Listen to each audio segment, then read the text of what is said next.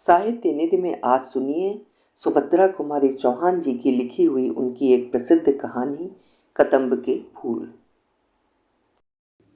भौजी, लो मैं ले आया। सच ले आए? कहाँ मिले? अरे बड़ी मुश्किल से ला पाया भौजी।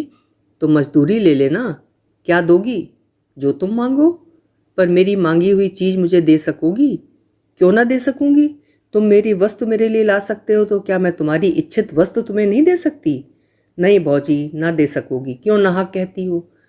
अब तुम ही ना लेना चाहो तो बात दूसरी है, पर मैंने तो कह दिया कि तुम जो मांगोगे मैं वही दूंगी।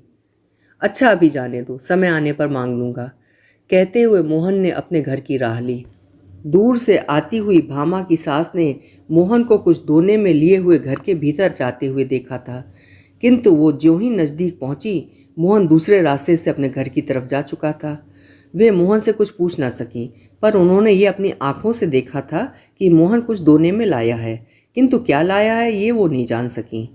घर आते ही उन्होंने बहू से पूछा, मोहन दोने में क्या लाया था?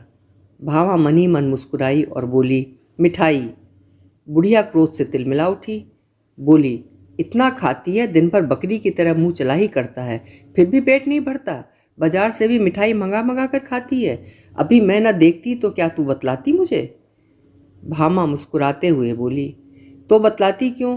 कुछ बतलाने के लिए थोड़ी मंगवाई थी। क्यों? क्या मैं घर में कोई चीज़ ही नहीं हूँ? तेरे लिए तो मिठाई के लिए पैसे हैं। मैं 4 पैसे दान दक्षिणा के लिए भी मांगूं तो सदा मुंह से ना ही निकलती है। तेरा आदमी है तो मेरा भी बेटा है, क्या उसकी कमाई में मेरा कुछ भी हक नहीं है?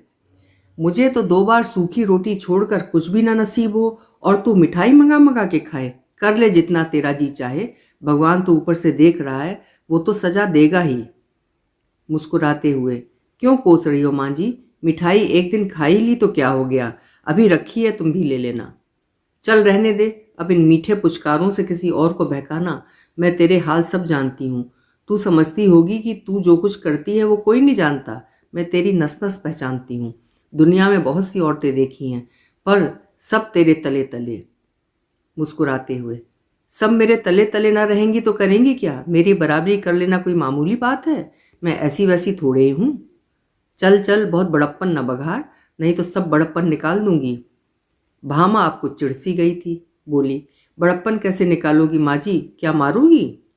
माँ जी को और भी क्रोध आ गया। बोली, मारूंगी भी तो कौन मुझे रोक लेगा? मैं गंगा को मार सकती हूँ, तो क्या तुझे मारने में मेरा कोई हाथ पकड़ लेगा? मारो, देखूं कैसे मारती हो। मुझे वो बहू न समझ लेना जो सास की मार चुपचाप सह लेती है। तो क्या तू भी मुझे मारेगी? बाप रे बाप, इसने तो घड़ी में मेरा पानी उतार दिया। मुझे मारने को कहती है? आने दे गंगा को। मैं कहती हूँ कि भाई, तेरी स्त्री की मार सहकर अब मैं इस घर में न रह सकूंगी। मुझे अलग झोपड़ा डाल दे, मैं वहीं पड़ी रहूंगी। जिस घर में बहू सास को मारने के लिए खड़ी हो जाए, वहाँ रहने का धर्म नहीं। ये कहते कहते माँ जी जोर जोर से रोने लगी। भामा ने देखा कि बात बहुत बिगड़ गई, अतः वो बोली, तुम्हें मारने को तो नहीं कहा माँ जी, क्यों झूठ मूठ कहती हो? हाँ, मैं मार तो चुपचाप किसी की न सहूंगी। अपने माँ बाप की नहीं सही तो किसी और की क्या सहूंगी?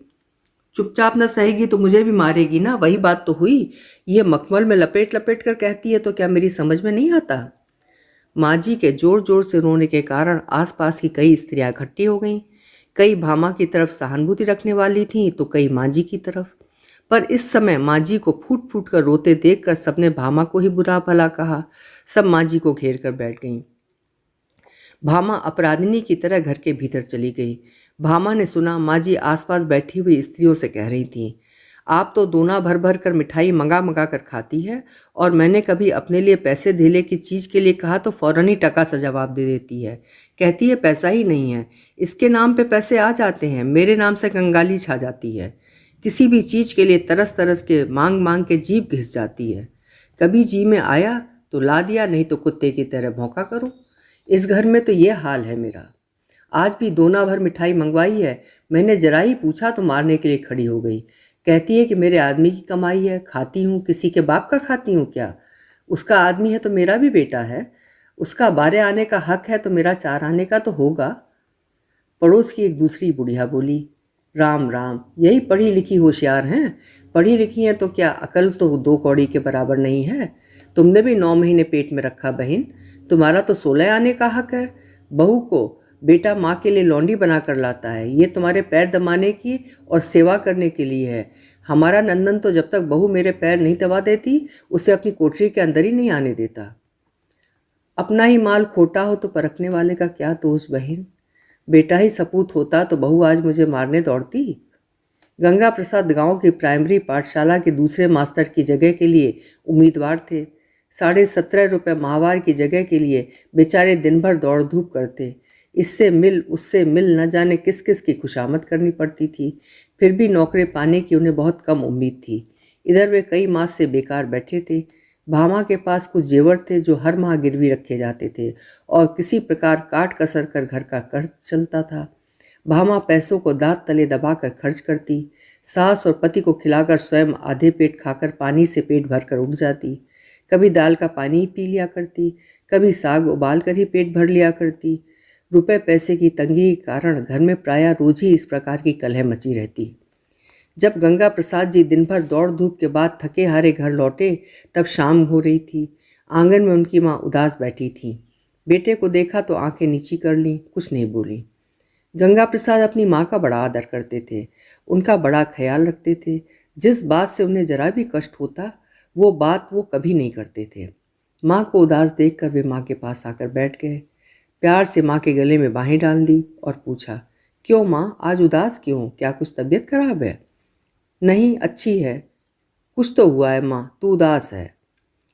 अब माँ जी से ना रहा गया, फूट फूट के रोने लगी। बोली, कुछ नहीं, मैं आदमी औरत में लड़ाई नहीं लगवाना चाहती, बस इतना ही कहती हूँ कि अब मैं इस घर में न रह सकूँगी। मेरे लिए अलग झोपड़ा बनवा दे, वहीं पड़ी रहूँगी। जी में आवे तो खर्च भी देना, नहीं तो मांग के खा लूँगी। क्यों माँ, क्या कुछ झगड़ा हुआ है? सच सच कहना। आज ही क्या, ये तो 30 दिन की बात है। तेरी घरवाली ने मोहन से मिठाई मंगवाई, वो दोना भर मिठाई मेरे सामने लाया। मैं जरा पूछने गई तो कहती है, हाँ मंगवाती हूँ, खाती हूँ, अपने आदमी की कमाई खाती हूँ, कुछ तुम्हारे बाप का तो नहीं खाती। जब मैंने कहा कि तेरा आदमी है तो मेरा भी बेटा है, उसकी कमाई में मेरा भी हक है, तो कहती है कि तुम्हारा हक जब था तब था, अब तो सब मेरा है। ज़्यादा बोलेगी तो मार के घर से निकाल दूंगी। तो बेटा, तेरी औरत है, तू ही उसकी मार सह। मैं मांग के पेट भले ही भर लूँ, पर बहू के हाथ की मार न खाऊंगी। गंगा प्रसाद अब सह न सके, बोले, वो तुझे मारेगी माँ, मैं ही ना उसके हाथ पैर तोड़ कर डाल दूंगा। कहते हुए हाथ की लकड़ी उठाकर बड़े गुस्से में भीतर गए। क्या मंगाया था तुमने मोहन से? गंगा प्रसाद के इस प्रश्न के उत्तर में कदम के फूल थे भैया, कहते हुए मोहन ने जब घर में प्रवेश किया तब तक भामा ने दोना उठाकर गंगा प्रसाद के सामने रख दिया था। दोने में 8-10 पीले पीले गोल गोल बेसन के लड्डुओं की तरह कदम के फूलों को देखकर गंगा प्रसाद को हंसी आ गई। मोहन ने दोने में से एक फूल उठाकर कहा, कितना सुंदर है ये फूल भौजी। अभी आप सुन रहे थे सुभद्रा कुमारी चौहान जी की लिखी हुई कहानी कदम्ब के फूल।